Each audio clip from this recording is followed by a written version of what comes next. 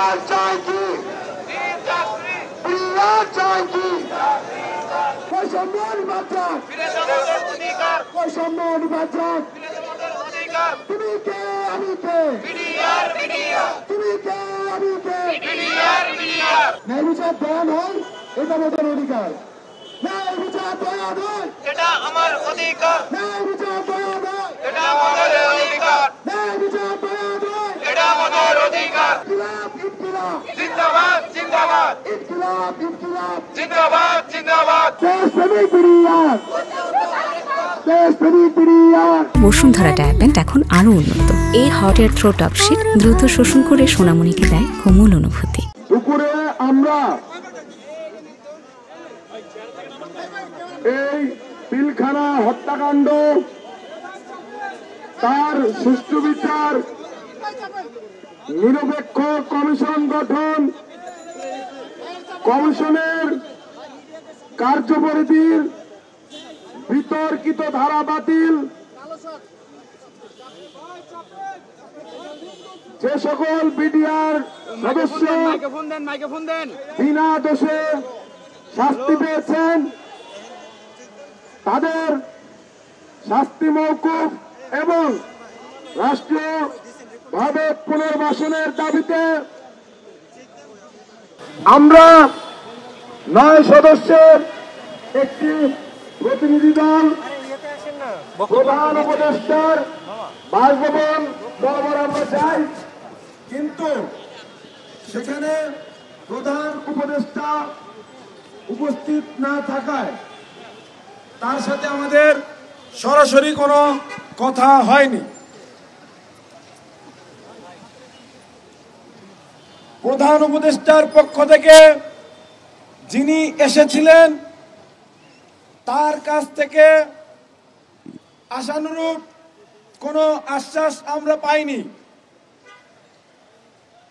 তিনি বলেছেন এই পিলখানা হত্যাকাণ্ডের বিষয়টি প্রধান উপদেষ্টা অবগত আছেন, কিন্তু প্রধান উপদেষ্টার পক্ষ থেকে কোনো প্রকারের কোনো আশ্বাস তিনি আমাদেরকে দিতে পারেননি।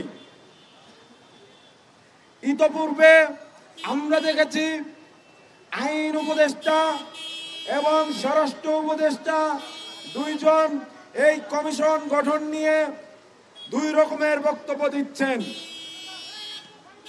আমরা বলতে চাই, সরকারের ভেতরে যদি পিলখানা হত্যাকাণ্ড এবং এর ফলে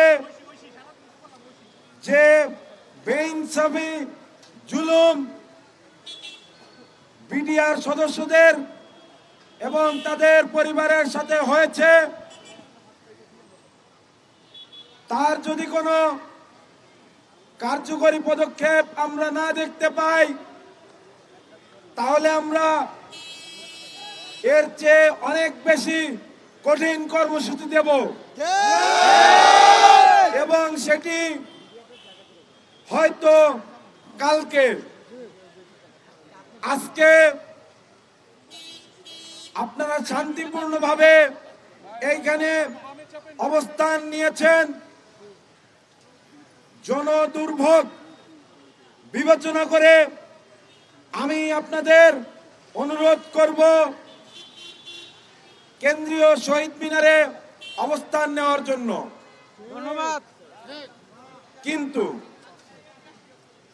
কালকে আপনারা জানেন কোর্টে শুনানি আছে। যদি সেইখানে আমরা ন্যায় বিচারের কোনো ইঙ্গিত না পাই, তবে আমাদের এই অবস্থান কর্মসূচি শুধু এইখানে হবে না, আমরা শাহবাগ ব্লকেট করব। ততক্ষণ পর্যন্ত বিডিআর ক্ষতিগ্রস্ত বিডিআর পরিবারের যে সকল সদস্য আছেন তাদেরকে আমি অনুরোধ করব, দয়া করে কেন্দ্রীয় শহীদ মিনারে গিয়ে আপনারা অবস্থান গ্রহণ করুন, যেহেতু আমাদের সাথে মা বোনেরা আছেন।